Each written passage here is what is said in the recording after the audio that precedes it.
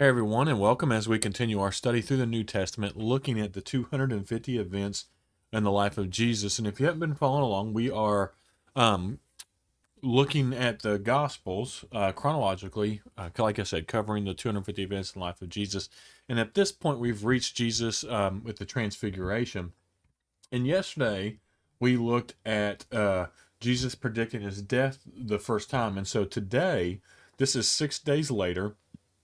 I'm gonna be in Matthew for most of this.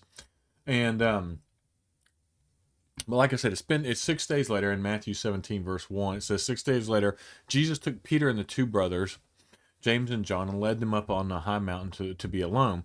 As the men watched, Jesus' appearance was transformed to that where his face shone like the sun, and his clothes become white as light. Suddenly Moses and Elijah appeared and began talking with Jesus.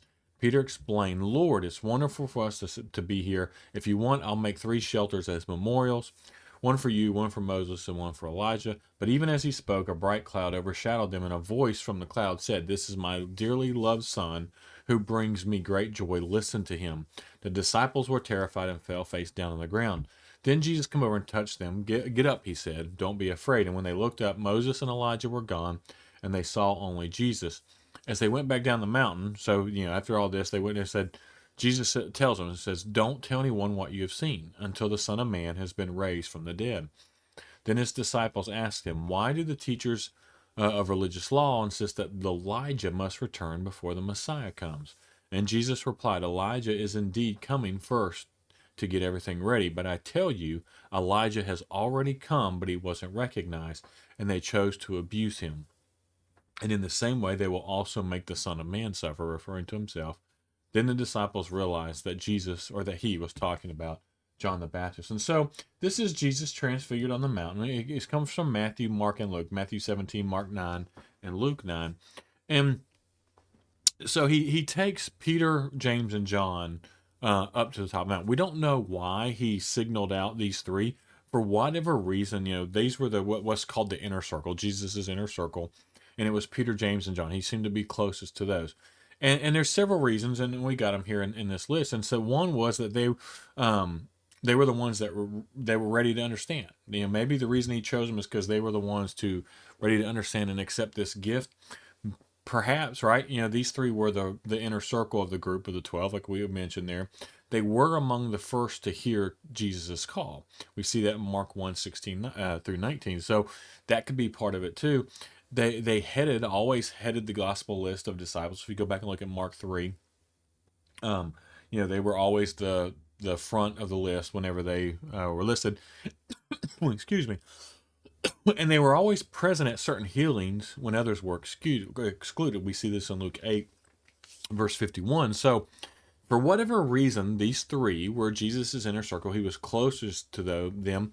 And so he chose these three for whatever reason to be the ones to witness this transfiguration.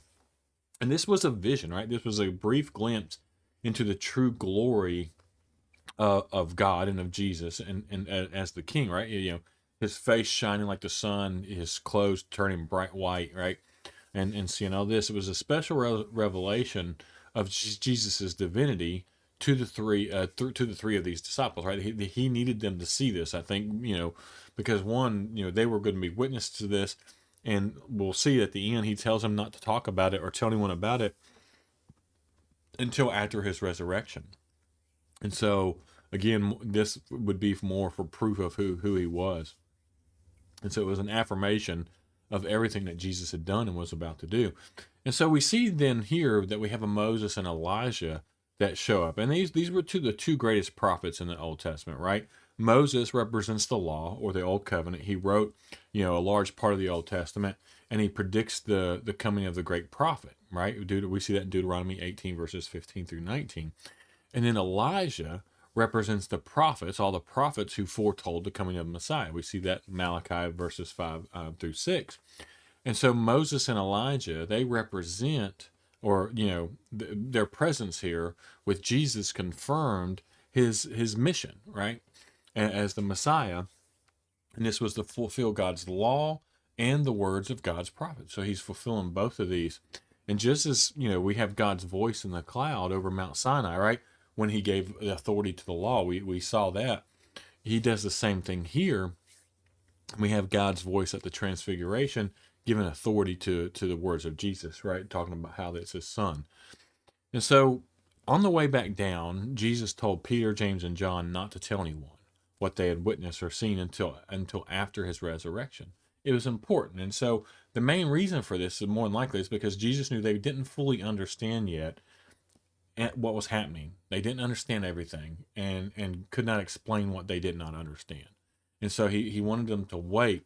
And we'll see this. We'll see this, as we go through, because when we study this, we're going to actually go into Acts just a little bit. And we'll see that, really even after the resurrection, they didn't have a full understanding until they received the Holy Spirit. So, he wanted them to not talk about something they didn't fully understand. And so their question that they ask in Matthew 17:10 about Elijah coming first, reveals, that they're misunderstanding. They're not, seeing the full picture here. They knew that Jesus was the Messiah, right? They knew Jesus was the Messiah, but they had a lot to learn still about the significance of his death and resurrection. They didn't quite understand what all that was about. And so we see, based on Malachi 4, 5, and 6, I mentioned this already, that the teachers of the Old Testament believe that Elijah must appear before the Messiah would appear. And so this is why they asked this question, because that's what they would teach, that it was taught that Elijah was going to come back. And so Jesus said, well, he already has. Or he does have to, and in fact, he already has. And he was referring to John the Baptist. John the Baptist fulfilled this role. Rather than a reappearance of the Old Testament Elijah, it was someone who took on the role of Elijah, and that's what John the Baptist did. He took on Elijah's prophetic role, boldly confronting sin. We see that with Herod and all of them, and pointing people to God. He was pointing people to Jesus. He was baptizing people, letting them know of the coming Messiah. And so Malachi had prophesied that a prophet like Elijah would come, and we see that in Malachi 4, verse 5. So we have this awesome experience right here with Jesus taking 3 of his closest apostles up on the mountain and revealing himself to them, like fully revealing himself to them. His face is shining, his clothes turn white, just bright as can be. Moses and Elijah appear, and then God appears in a cloud and lets them know that this is my son. And so it's a fulfillment of all these symbols, right? The law, the prophets, right? The words of the prophet of the becoming Messiah, and then God himself saying, hey, this is my son. And so all 3 of them get to witness this. And of course, just like I would think, well, any of us who are up there, you have to be pretty arrogant to not to fall flat on your face when something like this would happen. And so they do that because they understand the importance of this. And so the whole reason for this, I think, is Jesus didn't have to do this, but it adds so much more, I guess, more confirmation, even that much more confirmation to who he truly was, right? Because these things happen, right? And Matthew and Mark and Luke, right? And especially, Peter and James and John, right? They all go on to be, great apostles. We have books written by all 3 of them. And so what we understand is if the 3 of these men saw this and are able to write about it and tell others about it, right? Matthew writes about it, Mark writes about it, and Luke writes about it. So obviously the 3 of them, because Matthew, Mark, and Luke weren't there. And so the 3 of them would have had to have told Matthew, Mark, and Luke what happened. And so we see Peter, James, and John. And if you follow tradition, a lot of these guys were murdered or martyred, however you want to put it, for following Jesus. And this is one of the things I like to emphasize on, because a lot of people will say, well, it's just a made up story. These followers were made up. They made up the story of not Jesus. Almost all legitimate historians are going to admit, yes, Jesus existed, and most believe he was a great teacher. A lot of non-Christian ones believe that he was a great teacher, he was a great prophet, and all that stuff, but that his apostles made all this stuff up and just went along with this story. Now, here's the thing. No one's going to be willing to die for a guy who didn't raise from the dead. I'm just saying, no one's going to come up and say, okay, well, he said he was going to raise from the dead, and no one's going to, like, they're not going to be beforehand, not fully understanding what's going on. They're not going to make themselves look like idiots, right? Because, I mean, honestly, if you're writing this about yourself, wouldn't you try to make yourself look a lot better than what they did before the resurrection? And so they go through all this, and then they go through all these persecutions and crucifixions and torture and stuff like that. They're not going to do that for something that didn't happen. I mean, I can tell you right now, no one's going to be that committed to something that did not happen, and no one's going to be willing to die for something that did not happen. They saw it happen. They saw Jesus resurrected.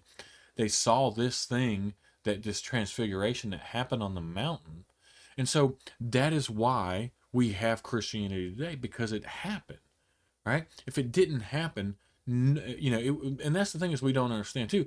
There was a lot of people, a lot of religious groups that popped up with leaders who were martyred or killed, right? And guess what? We don't know anything about any of those. I mean, we know a little bit of history about them, that they had a leader and the leader died, right? None of them rose from the dead, and so he rose from the dead. If he hadn't rose from the dead, we wouldn't know anything about it. And so we need to understand that part of, the psychological side of human beings is they're not going to be willing to be tortured and killed and died for something that they did not see happen. And every one of the apostles went through a ton of stuff because they saw it happen, or they witnessed it, or the writers like Luke, they they uh they they interviewed and talked to and spent time with and ministered with the people who did, and they saw their conviction was like, hey, this really happened, right? Luke's a physician. He went back and he interviewed people, and he researched it, and it's like, this really happened. He named names. He named people who witnessed it. And so, to get to this, it's made up, right? And I know I'm harping on this a little bit, but I want people to understand that this isn't just some story, a bunch of stories that people got together and made up and were willing to die for because, well, we don't want Jesus to look bad, right?